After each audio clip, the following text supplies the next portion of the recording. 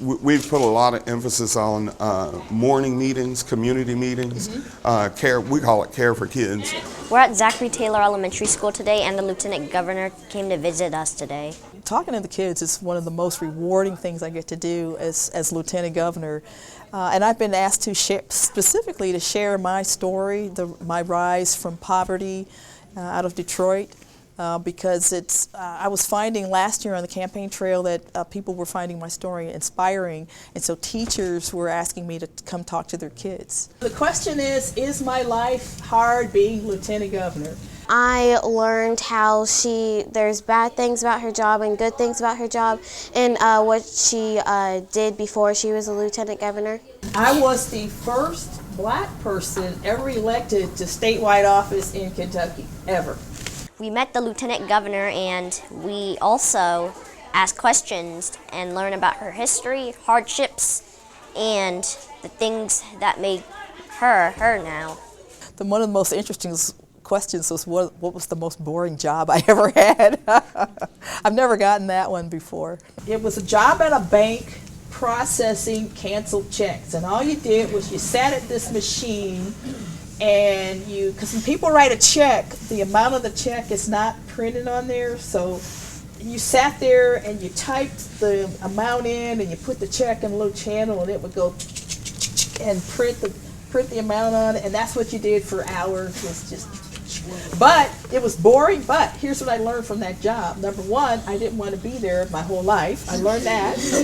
She inspired me that I can pursue my dreams into doing anything that I want to.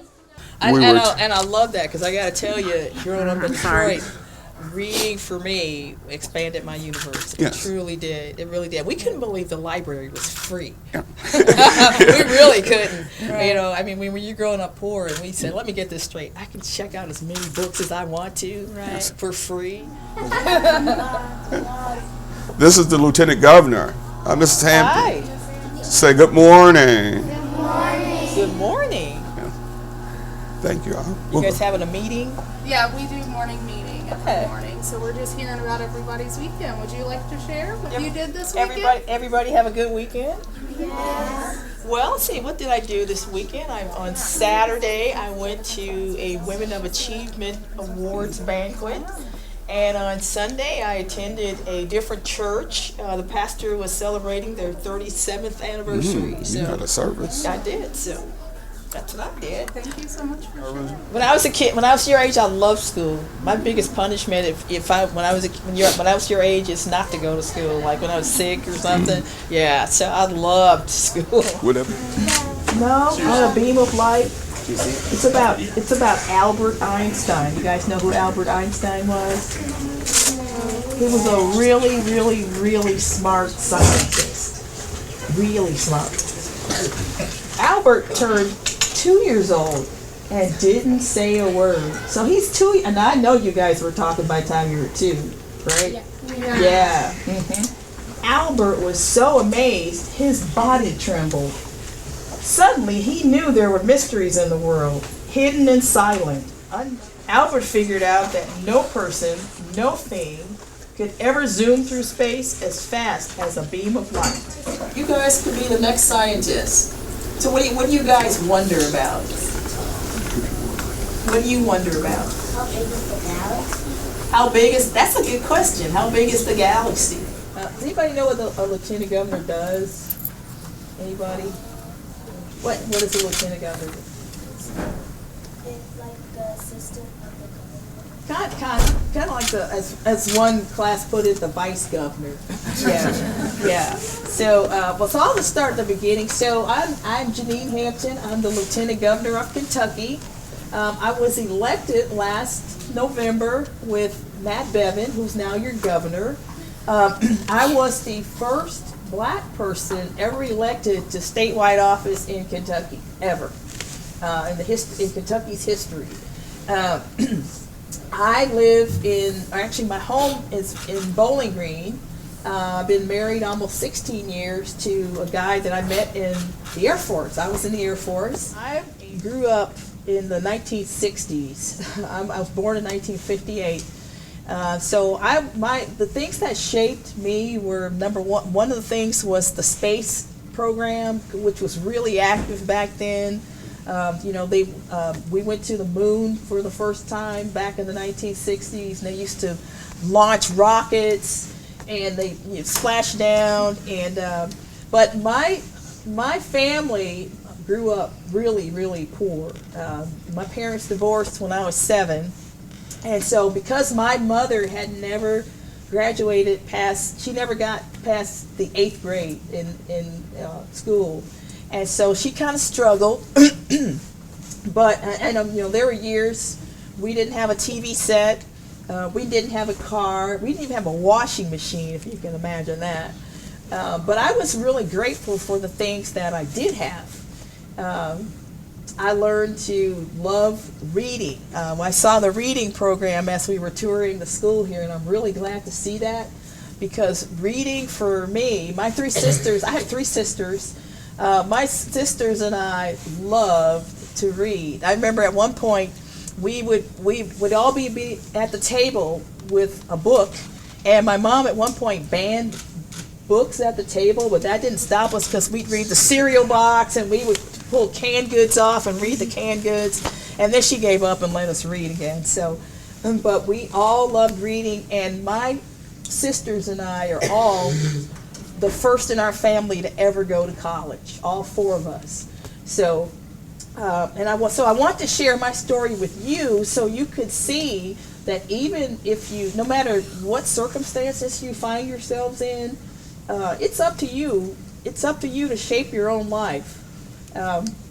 One of the things I was really glad to see here at this school is that you guys have a support system of not only adults who care about you, because I've noticed when I was growing up, it takes just one grown-up who cares to help you. I can't stress this enough. Just be a lifelong learner. And what that means, some of you may start out in jobs that's not exactly what you want to do. A lot of teenagers end up flipping burgers at and it's a starting job, right? You're at McDonald's and you're flipping burgers. Be curious about that McDonald's. Where does the food come from? Why do they ship the way they ship it in? What are they doing in that other department? You might be the burger person. Well, what are they doing in the other department? Just be curious, and be curious about each other too. Because if I had time, I would sit with every one of you and find out what it is you like to do and why you like to do it. But you need to find that out too. When you meet other people, be curious about them. Ask them. It goes beyond asking them how they're doing. You're finding out about the other person. And especially for me as an adult. Last year when I campaigned, I drove almost 50,000 miles in 10 months all over Kentucky and met people all over Kentucky. And you just find, I love that whole process, just finding out, how people got here and what they do for a living and why they do it and why they like it and what they do when they're not working. One of the things I've been asked, what I do in my off-duty time, I'm probably going to pick my guitar up again. But I like to run. I haven't been running in a while, but I need to do that. I learned to sew. Because we couldn't afford new clothes, I used to sew my own clothes, and I got really good at it. So it was just a creative process, and most of you have something creative that you like to do.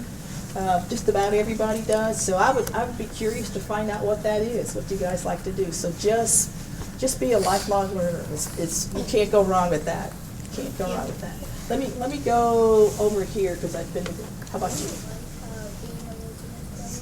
Do I like being a lieutenant? I love being lieutenant governor. Mainly because I get to fix things. Whereas before I was elected, I was seeing things that were wrong and seeing where the elected officials weren't doing as much as I thought they should have been doing. So now I am an elected official, and I actually get to help improve things. So I love it. I truly love it. Yes. What college did you go to? So the question is, what college did I go to? So I got my industrial engineering degree from Wayne State University, which is in Detroit. It's a commuter school. Most of the people who go to Wayne State University work. So I was a part-time student. And then I got my MBA, my graduate degree, from the University of Rochester in New York. I lived in New York for a while selling boxes too, or working in the box industry. How about you? What was the most boring job? The most boring job I ever had was probably the first job. It was the very first job I had out of high school. It was just part-time, it was a job at a bank processing canceled checks. And all you did was you sat at this machine and because when people write a check, the amount of the check is not printed on there. So you sat there and you typed the amount in and you put the check in a little channel and it would go and print the amount on it. And that's what you did for hours. Was just. But it was boring, but here's what I learned from that job. Number one, I didn't want to be there my whole life. I learned that. But number two, they taught you, the 10-key keypad that's on your computer. I know that I can do numbers without watching. On that 10-key keypad, that's what I learned, was that 10-key keypad. So, yeah, so I picked up a valuable skill, and I'm grateful for it to this day. So, yep.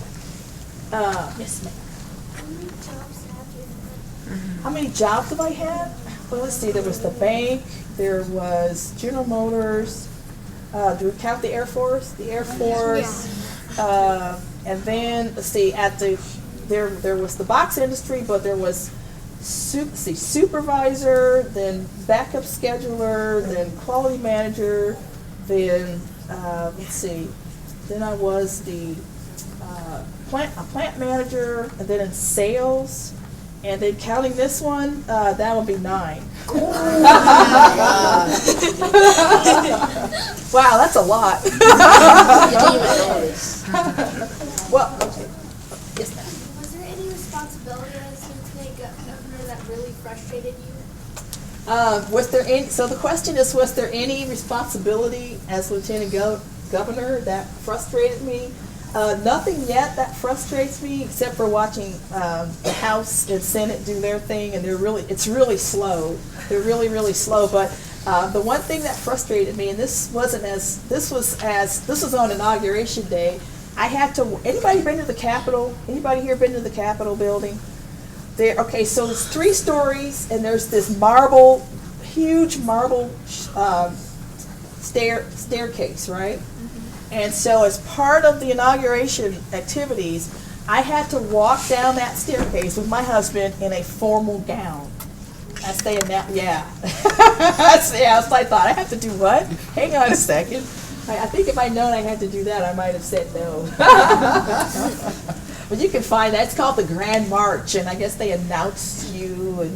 And it was beautiful, though. It's all decorated for Christmas, and they've got a band, but that was a lot of stress just thinking about walking down those slick stairs in a formal gown. So, okay. Way in the back there. Was education challenging for you? Yes or no, and why? Was education Challenging for you? Was education challenging for me? It was. My undergrad degree especially, because when I was in high school, I thought I wanted to be an accountant, and so I didn't take any advanced math.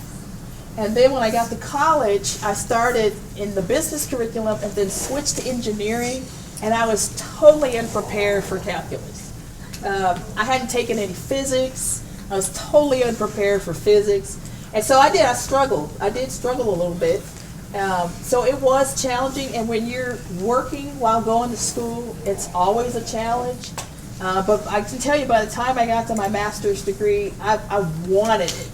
And every spare minute of my time was studying, and it was just really enjoyable, though. So it was challenging, but it was worth it. It was very much worth it. Yes, ma'am. What's your favorite part of being lieutenant governor? So the question is, what's my favorite part of being lieutenant governor? It is coming to talk to kids like you guys. It's absolutely doing that, no question. I love doing that.